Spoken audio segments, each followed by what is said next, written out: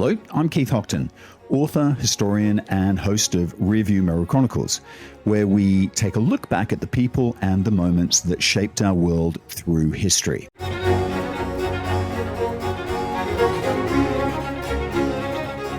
Hello. I was always the kid in the religious education class with my hand up, asking questions. They would tell me that Jesus turned water into wine, and my hand would be in the air before he'd even finished the sentence. How? How did that happen?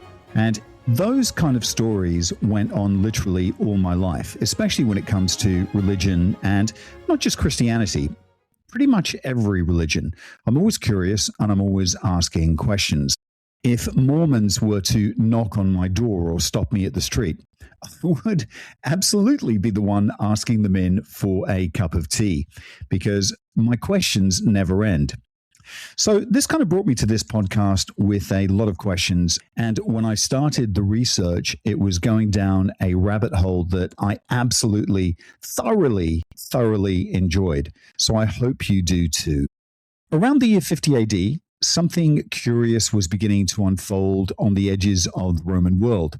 A small group of travelers were moving from town to town across the Eastern Mediterranean, carrying with them an idea so extraordinary that it must have sounded unbelievable to many of the people who first heard it. They were telling anyone who would listen that a Jewish man who had been crucified by the Roman authorities, executed in the brutal and public manner reserved for criminals and rebels, hadn't remained dead. They claimed that he had risen from the grave. More than that, they insisted that he was no ordinary man at all, that he was actually the Son of God, and in fact, they believed that he was actually God himself. The message carried by those early Christians was strikingly simple, yet profoundly compelling. They spoke of love and forgiveness, of redemption and eternal life, of a kingdom that didn't belong to emperors or armies, but existed kind of beyond the reach of an earthly power. In a world that could often seem harsh and uncertain and deeply unequal, that promise would have resonated with the majority of people that they spoke to. Slowly at first, and then with gathering momentum, men and women across the Roman world began to convert. By the beginning of the 4th century, roughly 300 years after the death of Jesus, Christianity was no longer an obscure curiosity whispered about in back rooms or hidden gatherings. It had grown into a substantial and thriving religion, although it was still very much a minority faith within the vast and complex religious landscape of the Roman Empire. Because Rome, it's important to remember, wasn't a place of religious uniformity. Quite the opposite, actually. It was an empire alive with gods and cults, rituals, and competing traditions. The old Greek deities had long since been absorbed and transformed into Roman forms. Mystery religions such as the cult of Mithras, attracted devoted followers, particularly among the legions. Egyptian gods such as Isis were worshipped far from the Nile. Temples, shrines, and sacred ceremonies were woven into the fabric of daily life across the empire's cities and provinces. In that crowded and vibrant spiritual marketplace, Christianity began as something extremely small. At first, it wasn't even considered a separate religion. It was simply a movement within Judaism.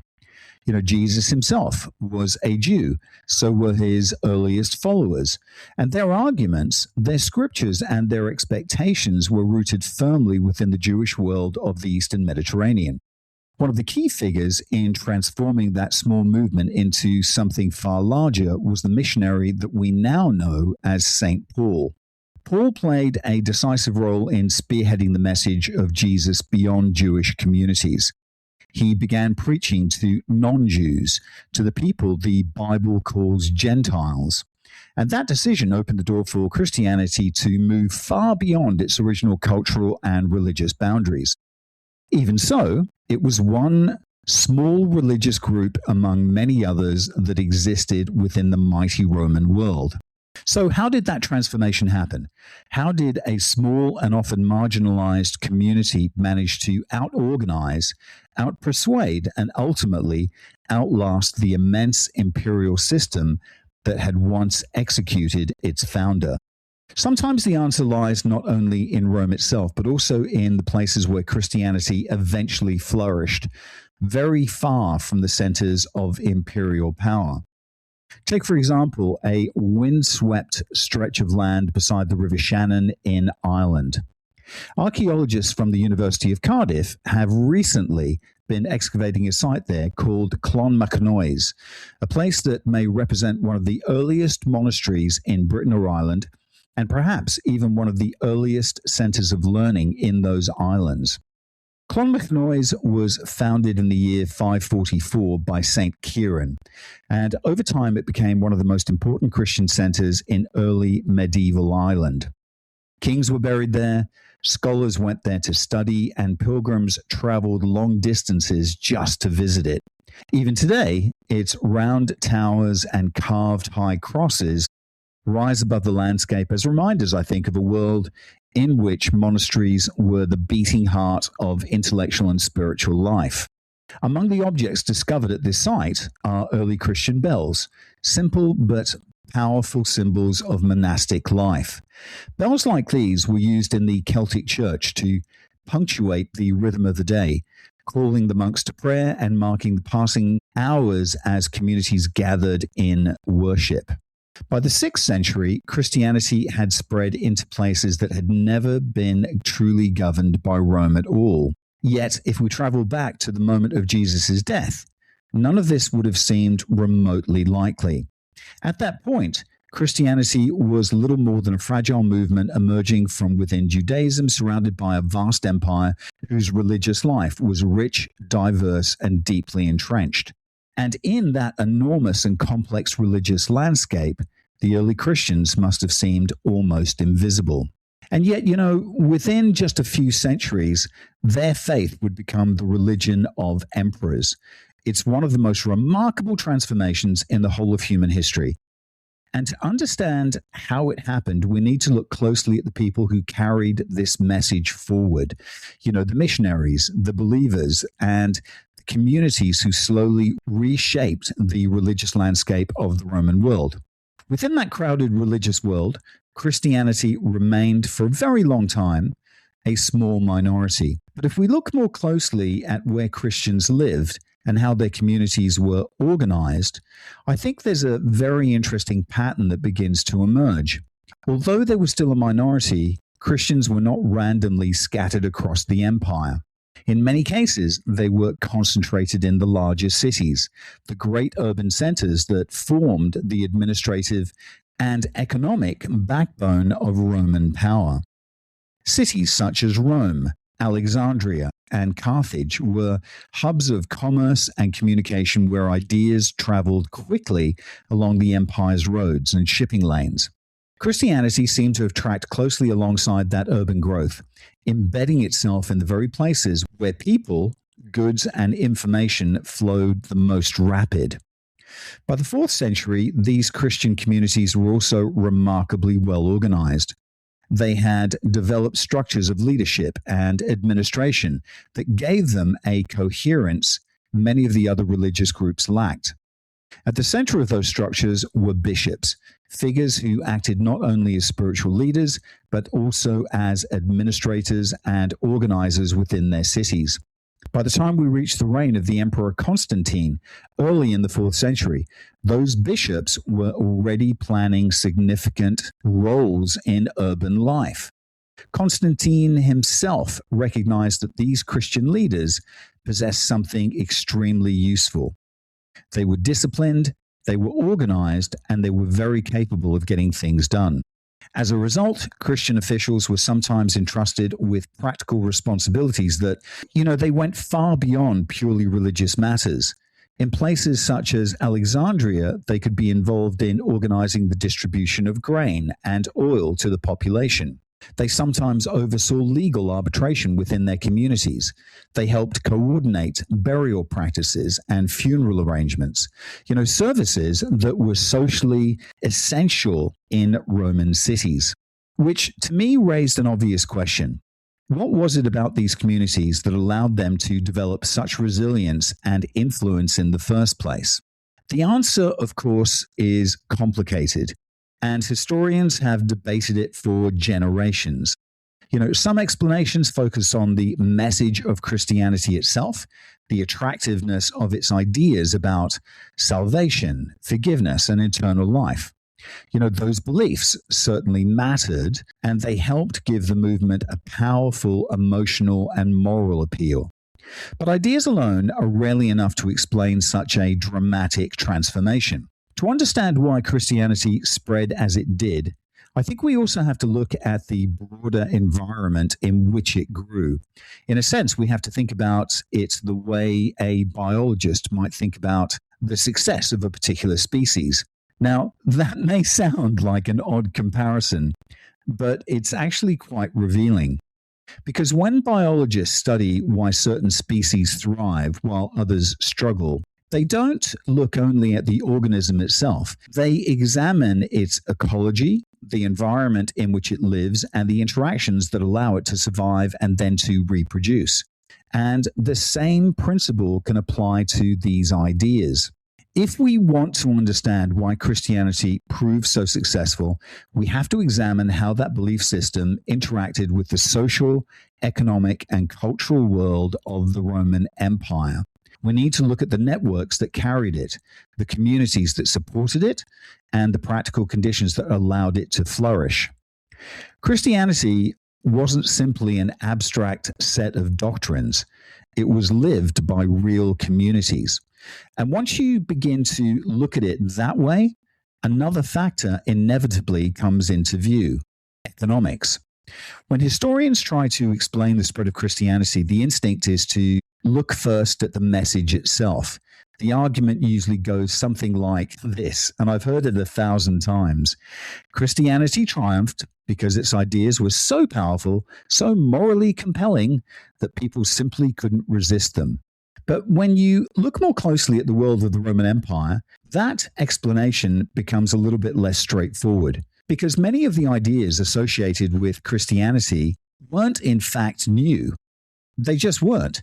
The notion that people should treat one another with kindness and compassion was hardly revolutionary. Philosophers had been saying similar things for centuries.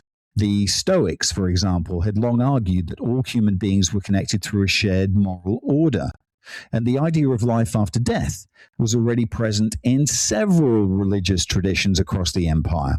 Some cults, including those associated with Eastern mystery religions, well, they already spoke of resurrection and salvation.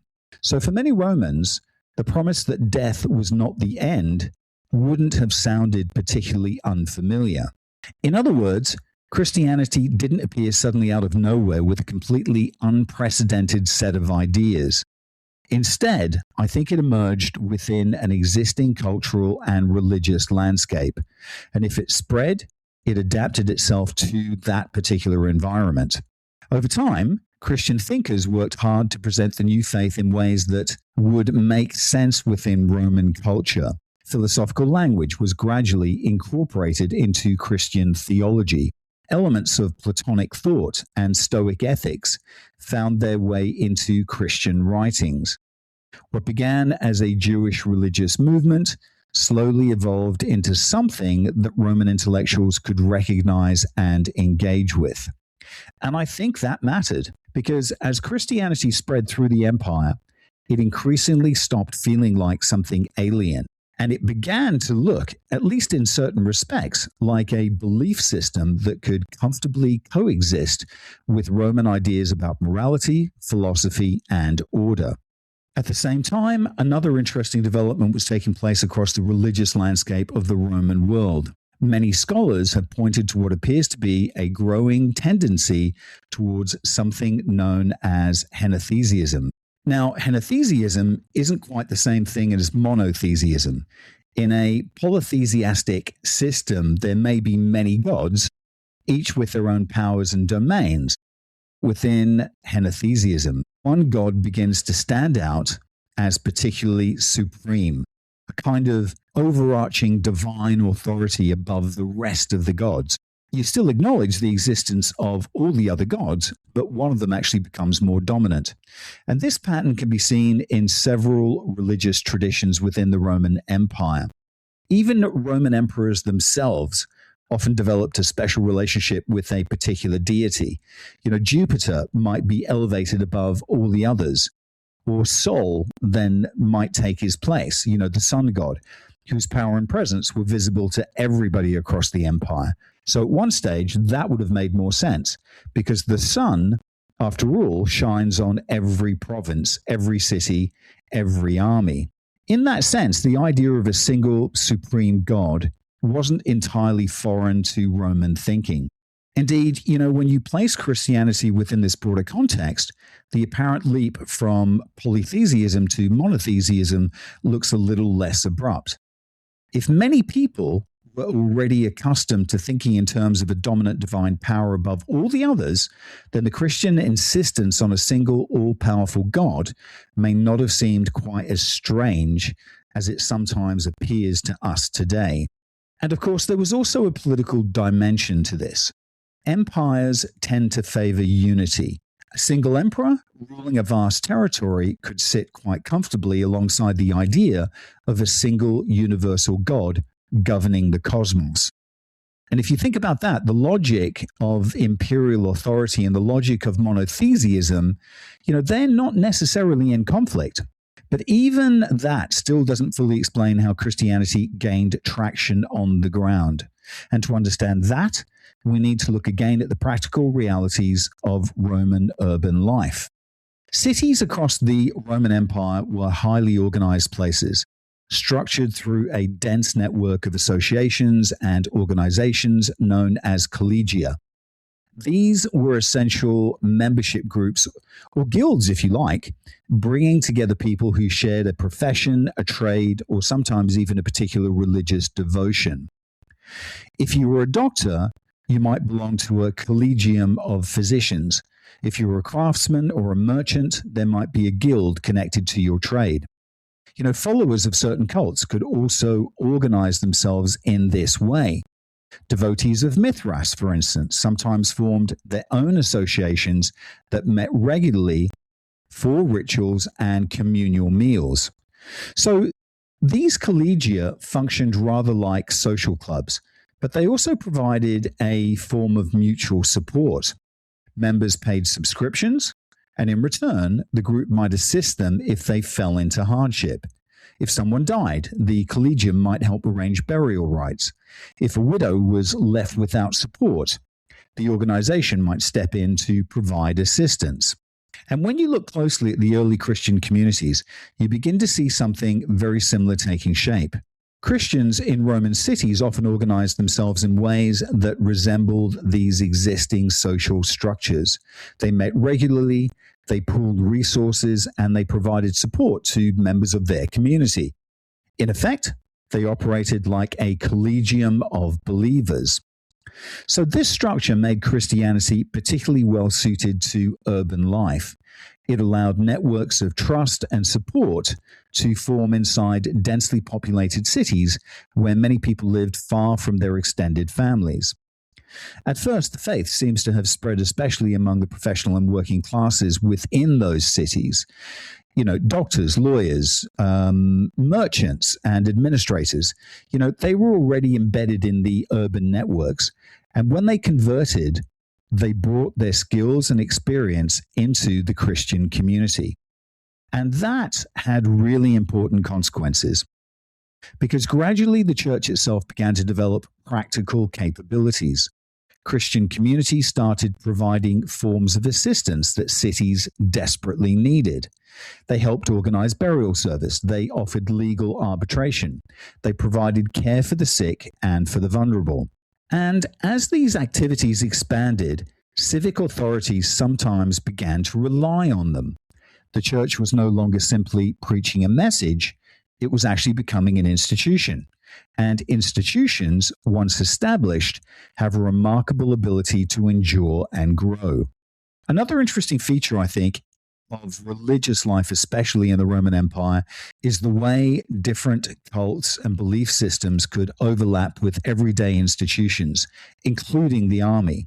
As I've mentioned, some religions were especially popular among soldiers. The cult of Mithras, for example, was very, very strongly associated with the Roman military, spreading through forts and frontier garrisons wherever Roman legions marched.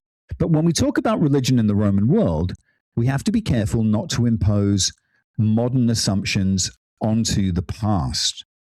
Today, many of us are actually used to thinking about religion and the state as separate spheres.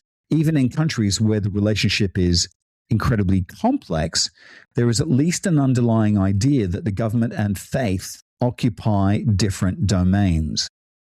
In the Roman Empire, folks, that distinction didn't exist. Religion was woven into the structure of public life. Civic ceremonies, imperial authority, political loyalty, and religious practice, well, they all overlapped. Temples stood at the center of cities. Emperors were associated with divine favor. Rituals were performed to secure the well-being of the state itself. So in that world, Christianity could never have remained purely a private spiritual movement. If it was going to survive at all, it had to operate within that broader system of power, administration, and social organization. In other words, it had to function within the real economic and political life of the empire. And when we begin to think about Christianity in those practical terms, the story becomes much clearer. This was not simply an abstract belief system spreading through philosophical debate. It was carried by real communities, men and women living inside the Roman cities. Women, in fact, played an important role in these early Christian movements. Although Roman society was deeply patriarchal, women appear frequently in early Christian communities as patrons, organizers, and supporters of local congregations. They hosted gatherings in their homes. They contributed resources and helped sustain the social network on which the church depended. At the same time, the urban environment of the Roman Empire proved crucial. Cities were places where trade happened, where legal decisions were made, where infrastructure projects were organized, and where administrative records were kept. They were the hubs of communication and power, and Christianity positioned itself precisely within those spaces. One would argue purposely. If you're trying to spread a new belief system across a vast empire, there were few better places to begin than the cities where decisions were taken and information circulated. But even that still leaves an important question. How did Christianity move from being a small but organized urban minority to becoming the dominant religion of the Roman world? What does the evidence, particularly archaeological evidence, suggest about that moment when the movement suddenly expands? Well, interestingly, the answers may not be quite what I once imagined. For a long time, historians tended to picture the spread of Christianity as a purely grassroots phenomena, a slow bottom-up process in which ordinary believers gradually converted their neighbors and their communities. And look, there is some truth in that. In its earliest phases, Christianity did grow from small local networks of believers. But as it expanded within the empire, something else began to happen. The movement gradually became more top-down. Once Christianity gained official recognition, and especially once it was adopted as the state religion of the Roman Empire, the dynamics of conversion changed dramatically. In the 5th century, we begin to see political alliances forming between Roman emperors and groups living along the empire's frontiers, and particularly various Gothic kingdoms. For these frontier societies, conversion to Christianity could serve a very powerful political purpose. When a Gothic ruler adopted Christianity, it wasn't simply a personal spiritual decision. It was a signal of allegiance to the Roman world. It was, in a sense, a diplomatic gesture. And when a king converted, the process often cascaded through the society that he ruled. If the ruler declared himself a Christian, then the people within his territory would typically follow. Conversions could spread from the top down, and this is what we see happening. At the same time, these newly Christian kingdoms gained access to something extremely valuable: the administrative expertise of the church. Bishops and priests were educated men. They could read, they could write, they could maintain records, draft documents, and help organize taxation. In societies where literacy was limited, those skills carried enormous influence. Within the Roman Empire itself, the authority of bishops was already growing long before Christianity became the official religion. Gradually, they began to take on responsibilities that had once belonged primarily to the traditional civic authorities. Roman cities had long been governed by magistrates and, of course, administrative councils. But as the Christian church expanded, bishops increasingly found themselves working alongside these institutions and sometimes quietly absorbing their responsibilities. They mediated disputes, they organized charitable distribution, they oversaw public services connected with burial, welfare, and community care. And little by little, the church became embedded in the administrative life of the city. And by the time Christianity emerged as the official religion of the empire, well, the groundwork had already been laid. And once that transformation had taken place, Christianity was no longer just a belief system moving quietly through the empire. It had become part of the machinery of the Roman world itself. One city in particular offers some remarkable clues about how Christianity became so influential inside the Roman world. And that city, folks, is Alexandria. Alexandria was one of the great urban centers of the ancient Mediterranean. Obviously, founded by Alexander the Great and positioned on the edge of the Nile Delta, it became not only a center of scholarship and culture, but also one of the most powerful economic engines of the entire Roman Empire. And its importance rested largely on grain. Agriculture was the backbone of the Roman economy everywhere, but Egypt was the empire's great breadbasket. You know, the fertile lands along the Nile produced vast quantities of grain, and much of that grain flowed through the port of Alexandria before being shipped across the Mediterranean to feed the cities of the empire. Rome itself depended on it. And let's just take a quick break, and we'll be back in a second with part 2. Autonomous is your one-stop shop for your Malaysia My Second Home visa. But they are much, much more than that. When you sign up with Autonomous, you become part of a larger community. A community that actually cares about you and your family in Malaysia. And that's important when you move to a new home. For more information, go talk to TG or WhatsApp him on +60 12 49 37 270 or visit their website penangmyhome.com. And we're back.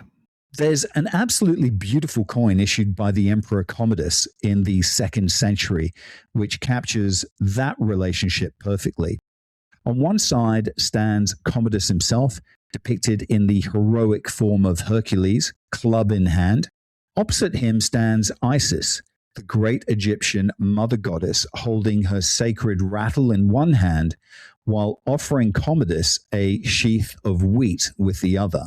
The inscription celebrates the providentia of the emperor, the foresight that ensures the grain of Egypt reaches the Roman world. The message is very clear: Egypt feeds the empire. And of course, Roman citizens expected a regular supply of subsidized grain. Without it, the stability of the empire itself could be threatened. And much of that grain passed through Alexandria. By the 4th century, something rather interesting begins to appear in the historical record. Christian bishops in Alexandria seem to be increasingly involved in the administration of this grain trade. If bishops were becoming involved in managing that system, then they were participating directly in the economic lifeblood of the Roman state. As the centuries pass, that involvement appears to deepen. By the 6th century, the church in Alexandria seems to have taken on an extraordinary level of control. Bishops are overseeing granaries, managing shipping fleets, and coordinating exports that move up and down the Nile daily, and then out through Alexandria and out across the Mediterranean. Monasteries along the Nile, many of them under ecclesiastical authority, functioned in part as agricultural estates. Grain flowed through networks that were increasingly intertwined with Christian institutions. In some respect, that structure begins to resemble the great financial and trading families of much later European history. You might think of a family like the Rothschilds, the banking network in the 19th century, where relationships of trust linked distant cities through shared identity and communication. So, in effect, if Christian merchants in Alexandria were dealing with Christian counterparts in ports, such as Ostia near Rome, where they already possessed a built-in framework of trust, that shared belief was a connection, and it reduced the uncertainty in long-distance trade. You can trust your Christian brother. And that network was sustained through constant communication. Christian leaders wrote letters to one another endlessly. In fact, early Christianity was very much a religion of the written word. Its scriptures were texts. Its teachings were transmitted through writing. Its leaders maintained contact through correspondence that circulated across the empire. That meant that many of the early participants in this movement belonged to literate circles within Roman society. They weren't necessarily the highest political elites, but they were educated people capable of reading, writing, and administrating institutions. Of course, none of this meant that the Christian world was harmonious. Far from it. Competition and rivalry were everywhere. Even within Alexandria, different Christian factions competed fiercely for influence. Bishops might struggle with rivals for control over ecclesiastical authority and the resources that actually came with it. Disputes over theology could easily become entangled with struggles for power. It's within that context that one of the most famous events in early Christian history takes place: the Council of Nicaea in the year 325.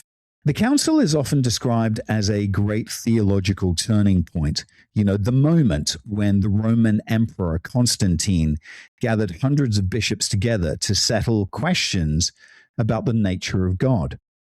The debate centered on a fundamental issue: whether Christ was fully divine and equal to God the Father, or whether he was somehow subordinate. This was the heart of the controversy, later known as the Arian dispute. Traditionally, the story is told as if Constantine himself had a deep personal interest in the finer points of Christian theology. But that's not true. So take a step back and look at the practical circumstances surrounding that council. And if you do that, another possibility begins to emerge. The origins of the dispute lay largely in Alexandria itself, where a presbyter named Arius had become embroiled in a conflict with the city's bishop over the nature of Christ. What began as a theological disagreement quickly escalated into a struggle between rival factions, each with its own supporters across the Christian world. And keep in mind too, folks, Alexandria wasn't a quiet place. That city had a long reputation for unrest. Riots were not uncommon. Political and religious disputes could easily spill over into violence. For Constantine, who had only recently become the sole ruler of the Roman Empire after defeating his rivals in the struggles that followed the collapse of the Tetrarchy, stability was absolutely crucial. He had just established a new imperial capital in the east, the city that would become Constantinople, a vast urban center that needed feeding. His armies stationed in the eastern provinces needed feeding as well. And of course, all of that depended on grain. and grain was moving through Alexandria. If the city descended into chaos because of fractional conflict, the entire supply system could be disrupted. Grain might not leave the granaries, ships might not sail, and the consequences could ripple across the eastern Mediterranean. Seen in that light, Constantine's decision to intervene began to make a great deal of practical sense.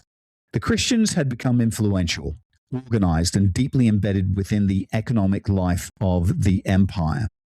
If disputes among their leaders threatened the stability of Alexandria, then the emperor had every reason to bring those leaders together and impose a settlement. Look, whether or not Constantine cared deeply about the theological nuances of the debate, I don't know, but he certainly cared about keeping the empire running. And by the 4th century, the machinery that kept the empire running increasingly involved the Christian church itself. So, to understand how Christianity eventually became so deeply embedded in the structures of European society, I think we have to take a further step back to the world of the late Roman Republic and the early empire in the 1st century BC. From that period onward, the Romans had a deep interest in Egypt. Part of that interest was very obvious. Egypt was one of the richest agricultural regions in the Mediterranean. And, as we've already seen, it produced enormous quantities of grain, and control of Egypt then meant control of food supplies and therefore stability for the Roman world. But Egypt also fascinated the Romans for a completely other reason. It was governed in a way that seemed both impressive and slightly strange to Roman eyes. Egypt was extraordinarily bureaucratic. For thousands of years, the country had operated through a dense administrative system built around temples, land management, and careful record keeping. Even under the Ptolemies, the Greek rulers who governed Egypt, after the conquest of Alexander the Great, that system remained highly organized and intensely bureaucratic. And this is the important thing. Large temples controlled vast tracts of land. Priests functioned not only as religious figures, but also as administrators and economic managers. They monitored agricultural production, calculated taxes, and ensured that the appropriate share of grain or other produce was collected and redistributed. In many ways, it was a temple economy. Priestly institutions controlled wealth, land, and resources, and the machinery of the state functioned through these religious establishments. The temples weren't simply places of worship, they were administrative centers managing enormous agricultural estates. And of course, when Rome absorbed Egypt into the empire, much of that system continued to operate. And in time, something quite remarkable happens. As Christianity spread through Egypt, some of those structures began to change their religious identity without entirely losing their institutional function. Temples may have faded, but monasteries then appeared. So across Egypt, monasteries began to emerge, often in places connected with agricultural land or economic activity. These Christian institutions sometimes inherited or replicated organizational patterns that had existed in the older temple system. The structure of religious administration, of land management, and economic oversight, well, it didn't just vanish, did it? It actually evolved. And once that model existed, it began to spread. It appears that Christianity arrived in parts of Western Britain, particularly in Wales, much earlier than once was suspected. The difficulty is that the archaeological evidence is extremely subtle, and in many cases, Christians were buried in the same cemeteries as non-Christians. There were no dramatic markers separating, one group from another.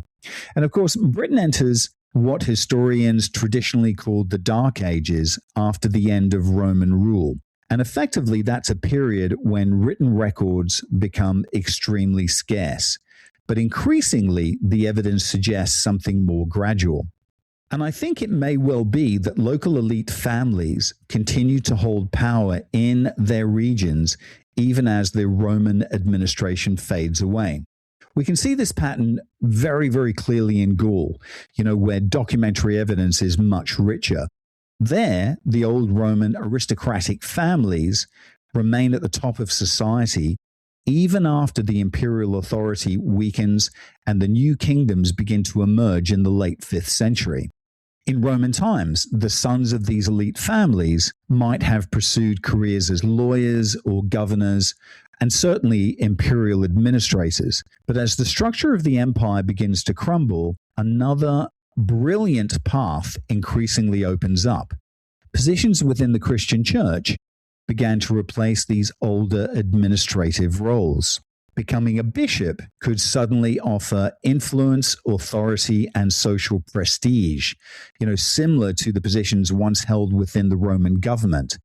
The same educated elite families who had staffed the imperial administration began to appear within the ecclesiastical hierarchy. In effect, one administrative structure gradually transforms into another. Whether those families consciously chose this path as a way of preserving their status, well, that's difficult to know. What's clear is that the system they created proved extraordinarily resilient. As the Western Roman Empire fragmented into a patchwork of new kingdoms, the Christian church remained in place. Its bishops, monasteries, and networks continued to function even as imperial government disappeared. In Gaul, we can actually watch this transition unfolding thanks to surviving letters and documents. One particularly fascinating figure for me is Sidonius Apollinaris, a 5th century aristocrat whose correspondence provides an extraordinary glimpse into the changing world of late Roman Gaul. For historians, his letters are priceless. They allow us to hear the voice of someone living through the collapse of Roman authority, someone watching the familiar structures of imperial government slowly weaken but then transform. Sidonius himself belonged to the old Roman elite, and like many aristocrats of his class, he moved easily within the highest levels of administration. In the 460s, he even served as prefect of Rome, effectively the metropolitan governor of the city, one of the most prestigious positions in the Western Empire. Later, he returned to Gaul and took up another position of immense authority, becoming Bishop of Clermont. And here we see something absolutely fascinating. Sidonius was now holding an office within the Christian church, yet that position carried administrative weight that looked strikingly similar to the roles once held by Roman officials. He was operating within structures that had evolved from the imperial system itself. But the political world around him was changing rapidly. By this point, Visigoths had been granted control over parts of Aquitaine by the Roman authorities. In theory, they were supposed to act as allies of the empire, helping to suppress rebellions and maintain stability within the region. In practice, however, things were rarely that tidy. And at one point, the Visigothic king, Euric, decided to expand his authority more aggressively and laid siege to the city of Clermont itself. Sidonius found himself inside that city, along with his brother, attempting to resist the Gothic forces. Of course, eventually the defense failed. But what happens next is really revealing. Sidonius either fled or was exiled to Spain, clearly furious at losing both his position and his very comfortable life in Clermont. And in one of his letters, he describes in loving detail the beautiful villa he had once owned there, a reminder of the world he had been forced to leave behind. But if he was anything, he was a skilled politician. He wrote a very carefully crafted letter to King Euric, who, after all, was a Christian himself, even if not quite the right sort of Christian from Sidonius's perspective. In the letter, he offered flattery, diplomacy, and a carefully measured tone of respect. In essence, he asked the Visigothic king for his old job back. Remarkably, Euric agreed. Sidonius was allowed to return to Clermont and resume his position as bishop. And that decision tells me something really, really important about how power was evolving in the late Roman world. If Sidonius had been merely a Roman magistrate, a representative of the imperial government, it's highly unlikely that a Gothic ruler would have restored him to office. Roman political authority was fading, and the new barbarian kingdoms weren't particularly interested in preserving imperial bureaucracy. But the position of a bishop was very different.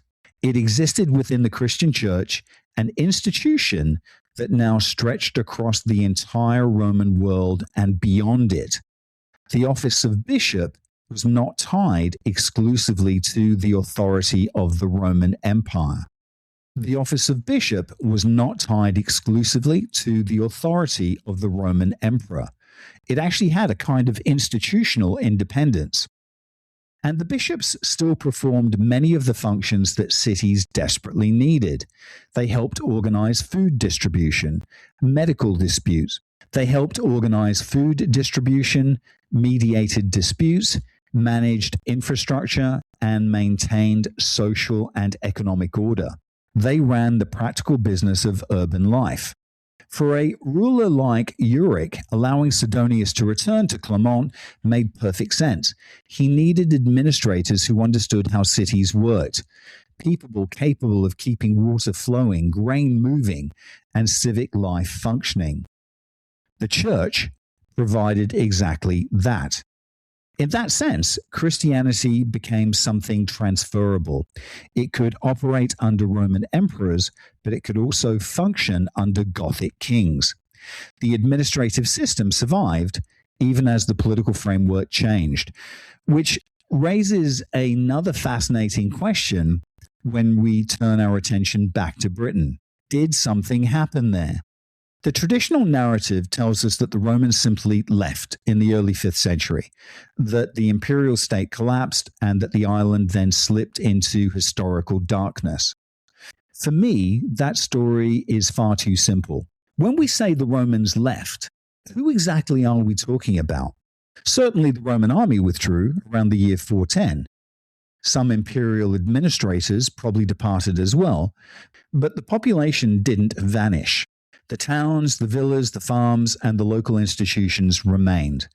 And those institutions had been operating within a sophisticated administrative system for at least 4 centuries. It's very difficult to imagine then that everything just simply disappeared overnight. More likely, much of that structure continued in altered form. Local elites probably retained their authority. Administrative systems may have persisted, even if they were now operating without direct imperial oversight. Archaeology hints at something like this happening. And what we begin to see after the end of Roman rule is the gradual reemergence of regional identities. Roman culture had acted almost like a veneer spread across the provinces, creating a certain uniformity in architecture, administration, and of course, elite lifestyle. A traveler from Spain arriving in Britain during the Roman period would have recognized familiar patterns in the layout of towns, in the design of Roman villas, and in the structure of civic life. But once imperial authority weakens, those regional identities begin to reinsert themselves. Many people in late antiquity regarded Christianity as fundamentally Roman. One writer, Linus of Pella, even describes his own conversion as a way of reconnecting with what he saw as authentic Roman identity. Christianity, in other words, carried with it the cultural prestige and administrative legacy of the Roman world, which leads to a rather provocative conclusion.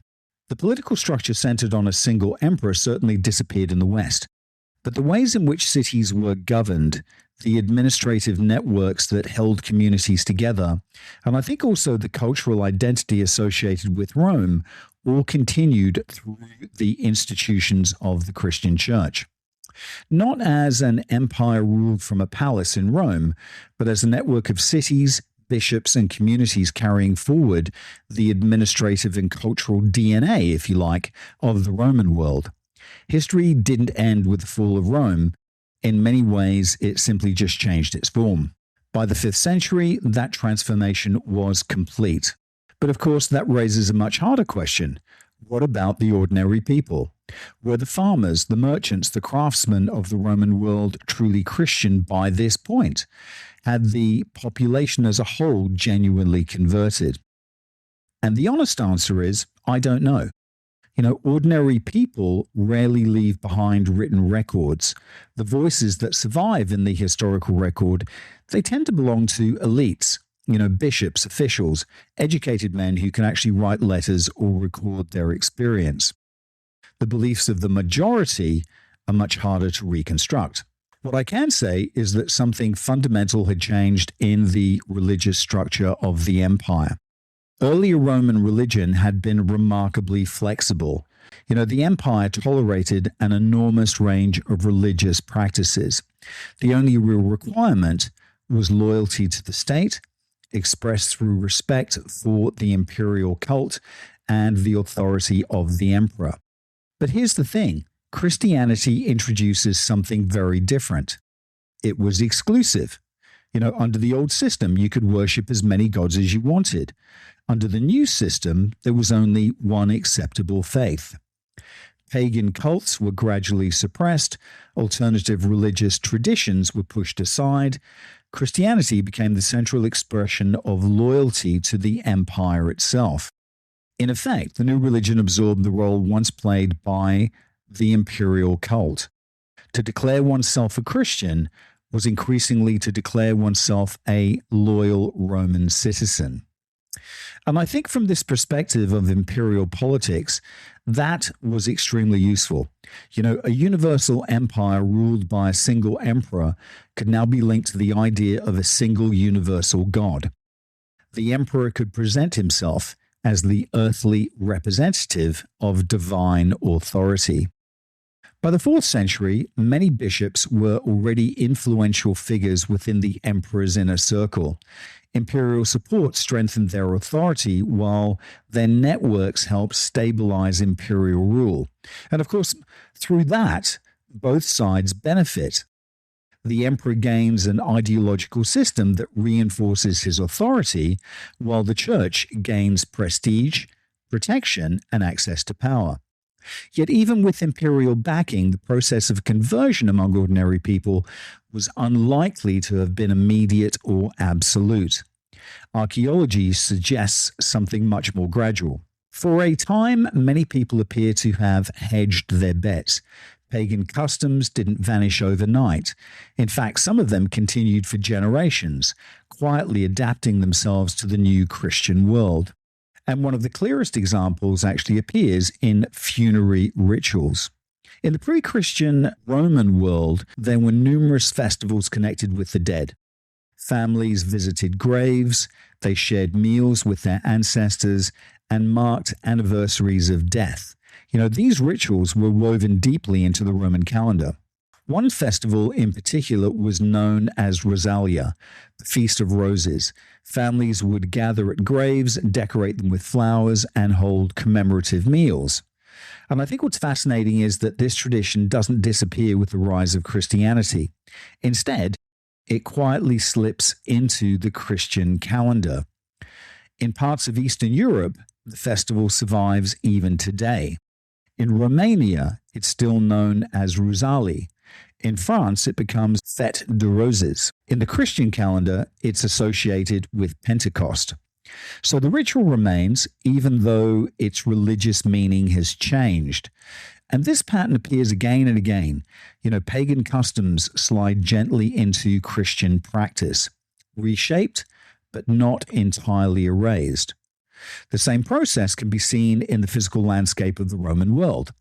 And one of the most striking transformations in late antiquity is architectural.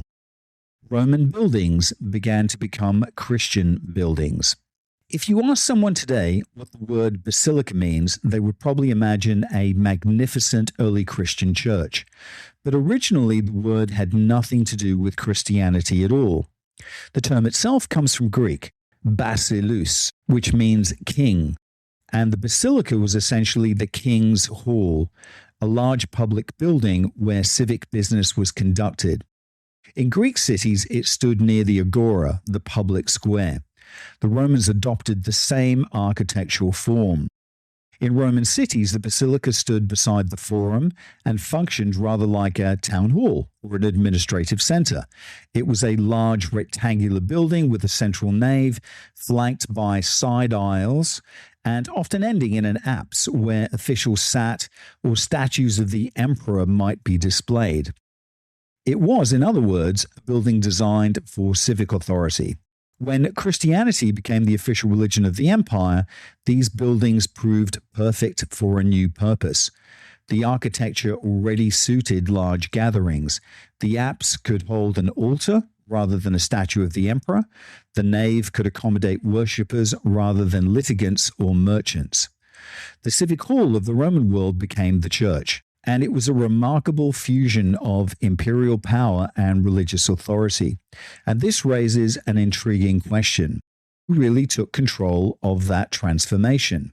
Did emperors deliberately adopt Christianity as a political tool, reshaping it into an imperial cult? Or did the church gradually capture the machinery of imperial authority? The answer, unsurprisingly, again, is complicated. There were many actors involved, each with their own motives. For emperors, the appeal was obvious. A religion centered on one universal God. It actually fit neatly with the idea of a single universal ruler.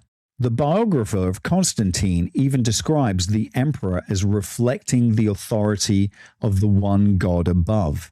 But the bishops also benefited enormously from this imperial favor.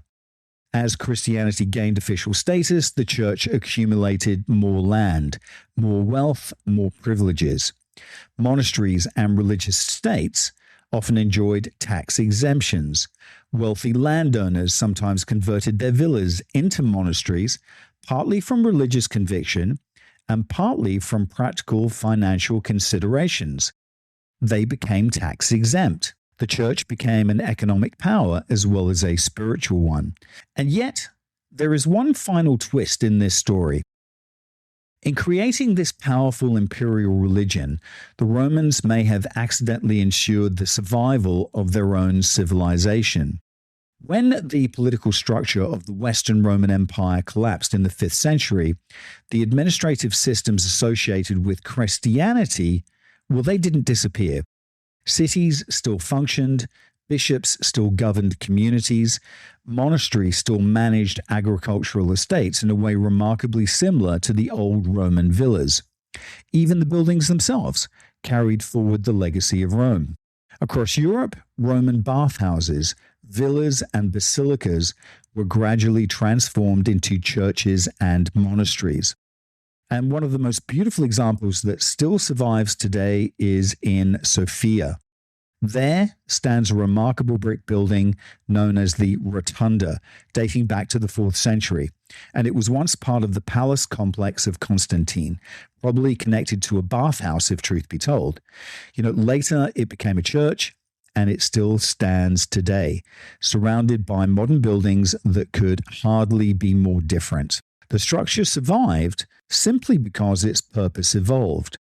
In a sense, that's exactly what happened to Roman civilization itself. The political empire faded away, the legions disappeared, the imperial bureaucracy fragmented into new kingdoms.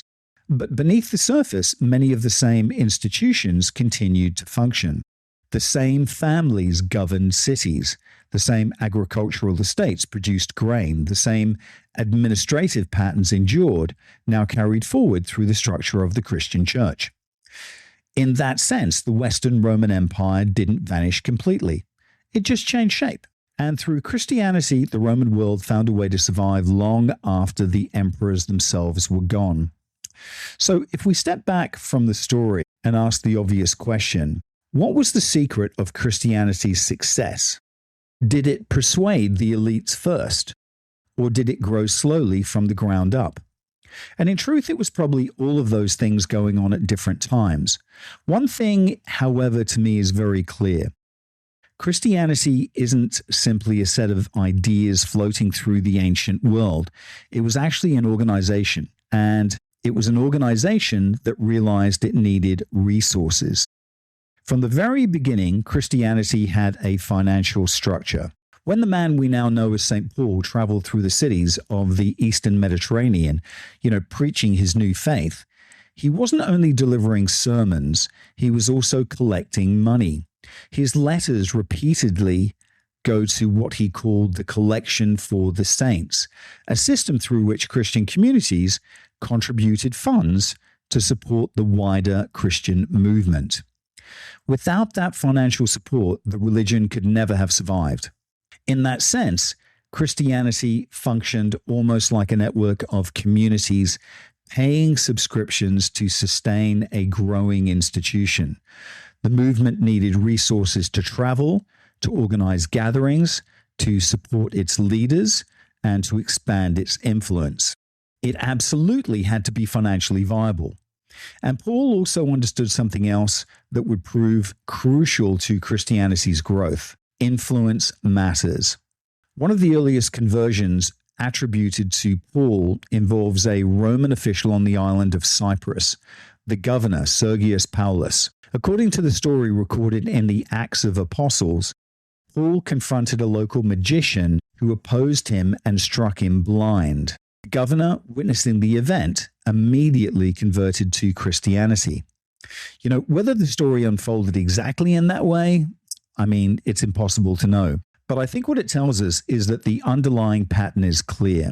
Paul was not only speaking to the poor and the marginalized, he was also seeking out people of influence, people whose conversion could help the new religion spread through existing structures of power. And what that tells you is that elite conversion matters. If an influential figure adopted the new faith, they could carry it into the administrative and political networks that shaped the Roman world. But Christianity couldn't only rely on ethics alone. It also had to offer something meaningful to ordinary people. The promise of salvation, the emphasis on community, the care for the poor and the sick. All of these helped create a strong social network that sustained the movement at the grassroots level. What makes Christianity so fascinating to me, and certainly historically, is that it managed to operate on both levels at once. It spoke to emperors and laborers, to governors and widows, to merchants and bishops. And yet, the most decisive factor of all lies elsewhere. Over time, Christianity did something remarkable. It absorbed the administrative functions of the Roman Empire in its entirety. The church gradually became intertwined with the civic machinery of empire. And you know what? Once that happened, the fate of Christianity and the fate of the Roman civilization became deeply connected. In a strange way, the church inherited the administrative skeleton of the empire. And that, I think, is the most important point of all. Christianity didn't simply replace the Roman Empire, it actually carried Rome forward. Rome, in other words, never vanished. It simply changed its form. And through Christianity, the legacy of the Roman world continued long after the empire itself had fallen. This episode of Rearview Mirror Chronicles is brought to you by Entrepot Publishing, the home of independent storytelling. We publish books that celebrate history, art, and the extraordinary people who make life fascinating. You can find our titles and maybe your next great read at entrepotpublishing.com. Thanks for listening in, folks. Bye for now.